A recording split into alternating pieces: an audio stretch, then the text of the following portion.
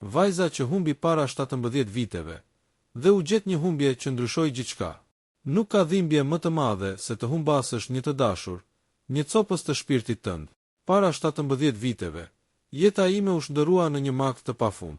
Vajza ime e vogël, engjëlli im i bukur, u zhduk papritur nga sytë e mi. Asnjë shenje, asnjë paralajmërim, vetëm boshllëk dhe dëshpërim që më përshkoi çdo qelisë të trupit. Në atë moment, bota ime u shemb, dhe çdo ditë pas asaj ishte një luftë për të gjetur dritën në errësirën më të thellë. Një ditë e zakonshme që u shndërua në tragjedi.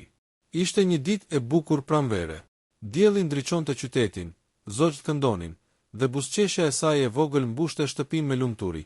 Por ai 12 prill i vitit 2009 do të mbetet i gdhendur përgjithmonë në kujtesën time, si dita kur bota ime u ndal. Ajo po luante në obor, si gjithmonë, kur papritmas u zhduk. Çfarë ndodhi? Askush nuk e di. Fshatarët thonin se e pan dikush duke e futur në një makinë të errët, por detajet mbetën të mjegullta. Policia filloi hetimet, por çdo gjurmë u zhduk. Vajza ime ishte vetëm 7 vjeç. Çfarëdo personi që e bëri këtë, më ndryshoi jetën përgjithmonë. Dhimbja e një prindi. Ditët, javët, muajt dhe vitet pasuan. Çdo zhurmë, çdo telefonat, çdo lëvizje e vogël më shkaktonte panik. Ishte një makt i vazhdueshëm. Natën, shtrirë në shtrat, imagjinoja mira skenar. A ishte në rrezik? A ishte e lumtur? Apo i kujtohej familja e saj? Çdo mundësi që mund të shpresoja më dukej e parëndësishme përballë realitetit. Ajo ishte zhdukur. Shumë njerëz do të dorëzoheshin pas muajsh të tëra pa informacion.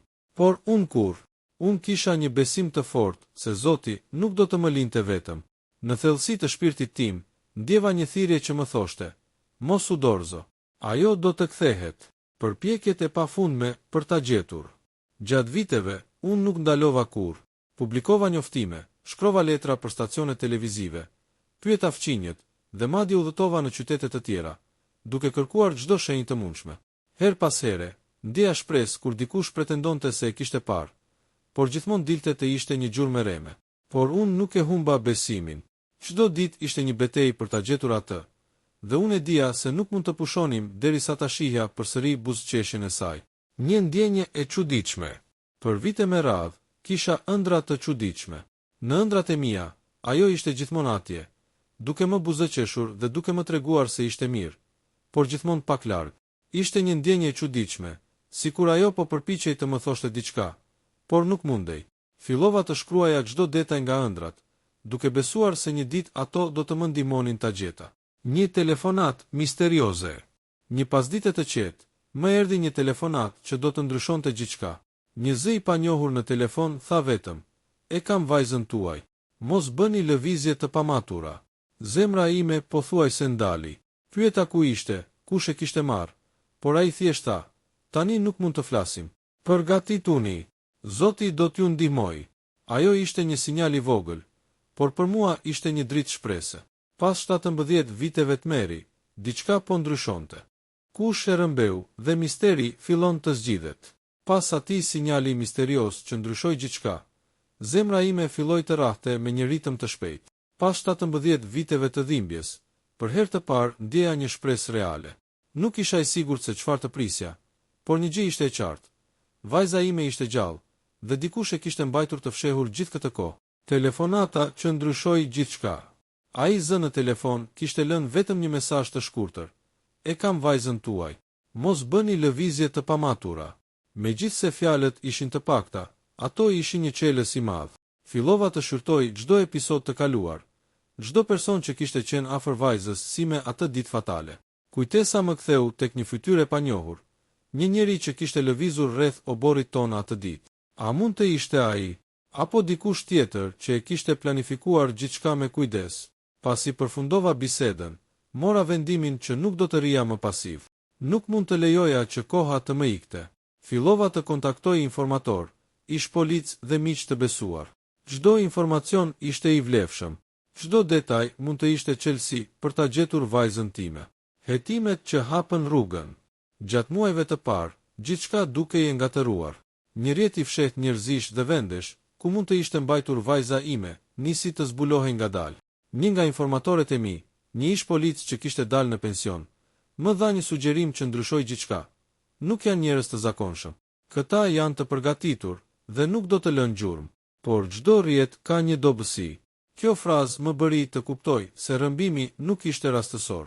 Kishte një plan të përgatitur, një plan që kishte nisur shumë para se unë të kisha mundësi ta parandaloj. Një ndjenje e thellë e tmerrit më pushtoi. Kush mund të kishte vendosur për këtë? Ishte dikush që e njihte mirë familjen tonë, apo ishte një organizat më e madhe?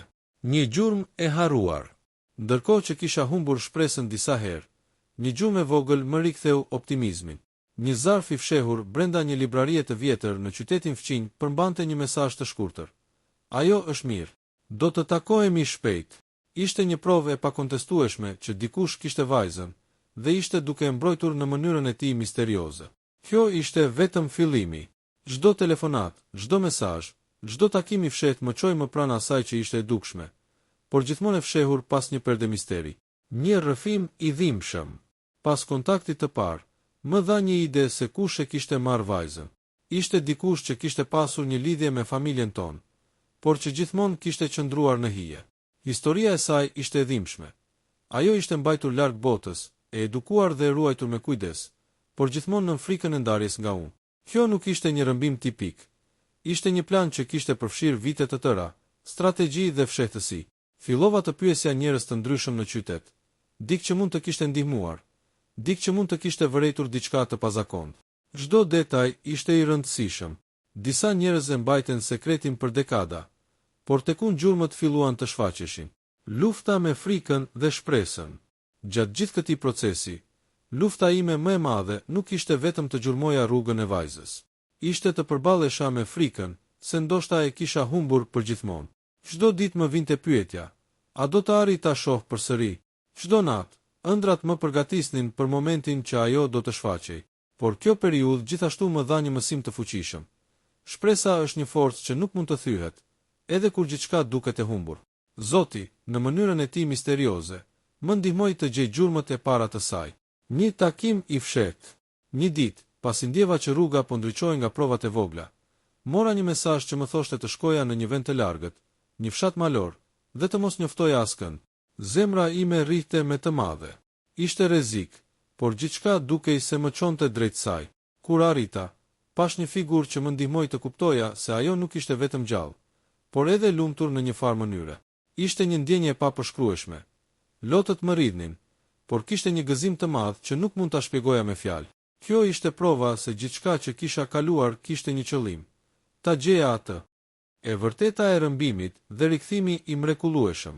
Pas muajsh të tërë kërkimesh, pas orësh të pafund hetimesh dhe mesazheve të fshehta, momenti i pritshëm kishte ardhur. Ishte koha për të zbuluar të vërtetën e dhimbshme dhe për të rikthyer atë që më mungonte kaq shumë, vajzën time. Çdo ndjenjë pritjes, çdo lot, çdo çast i ankthit, tani do të shpalosej në një të vërtetë që nuk mund ta imagjinonim dot. Zbulohet rrëmbuesi. Ai që kishte marrë vajzën time nuk ishte një i huaj i zakonshëm. Ishte dikush që kishte pasur një lidhje të hershme me familjen tonë. Një person që ne e kishim besuar dikur, por që kishte ndjerë një urrëtie të fshehtë dhe një lakmi të madhe. Në mënyrë të habitshme, ai kishte planifikuar gjithçka me muaj të tërë para zhdukjes së saj. Ai e kishte vendosur vajzën në një vend të fshehur, larg qytetit dhe larg syteve të familjes, duke u siguruar që askush nuk mund ta gjente. Ai kishte përdorur persona të ndryshëm për të mbajtur sekretin. Fqinjë, njerëz që dukeshin të pafajshëm, dhe madje edhe ish kolegë të familjes. Çdo gjurmë ishte fshirë me kujdes, dhe për vite me radhë askush nuk kishte ide se ku ndodhej ajo. Por fati dhe ndihma e Zotit sollën një shteg që çoi drejt së vërtetës. E ndaluam frikën dhe hapat e parë drejt rikthimit. Pas ditësh të tëra komunikimi i sekret me rrëmbuesin përmes mesazheve dhe telefonatave, më dha vendin ku ajo ishte mbajtur të fshehur. Ishte një fshat malor i largët, i qetë, larg qytetit dhe turmës. Kur arrita, një ndjesje jashtëzakonshme më mbushi. Isha vetëm disa metra larg vajzës sime. Ishte e rritur tani, por sytë e saj ende mbajnë atë shkëlqim të vogël të fëmijërisë që më kishte munguar për 17 vite. Kur ajo më pa, u ndje si një shpërthim emocionesh që nuk mund të përshkruhet me fjalë. Lotët rridhnin dhe ajo më njohu menjëherë. Babi, tha me një zë të dridhur, duke më përqafuar. Ishte momenti më i lumtur dhe më i dhimbshëm njëkohësisht në jetën time. E vërteta e mrekullueshme dhe dhimbshmëria e fshehur. ndërkohë që gëzimi ishte i madh, e vërteta e rëmbimit ishte e hidhur. Rëmbuesi kishte pasur arsyet e tij, një përzierje të frikës, lakmis dhe ndjenjes së padrejtësisë. Ai e kishte mbajtur vajzën duke menduar se po e mbronte nga bota e jashtme. Por në fakt, çdo ditë që kalonte ishte një vuajtje për të dy. Ai e njihte rëndësinë e saj për familjen tonë, por nuk kishte ide se sa shumë dhimbje do të shkaktonte. Gjatë bisedave me të, ai tregoi se nuk kishte dashur ta dëmtonte, por frika dhe paranoja e tij kishin krijuar një botë tjetër për të.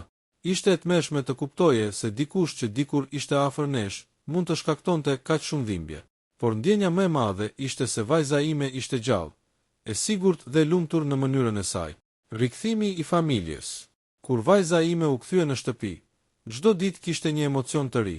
Një pjesë e saj kishte kaluar shumë vështirësi, por ishte e fortë dhe e mençur për moshën e saj. Rrëfimet e saj për vitet e fundit ishin të mrekullueshme dhe të trishtuara njëkohësisht. Ajo më tregoi për vendet ku ishte fshehur, njerëzit që e kishin ndihmuar dhe për mënyrën se si kishte mbijetuar. Çdo detaj më bënte të kuptoja sa e fortë kishte qenë gjatë gjithë kësaj kohe. Familja jon u bashkua përsëri. Shtëpia, e cila kishte qenë zbrazët për 17 vite, u mbush me zëra dhe gëzim. Ishte një rikthim i mrekullueshëm, një dhuratë nga Zoti për besimin dhe durimin ton të palodhur.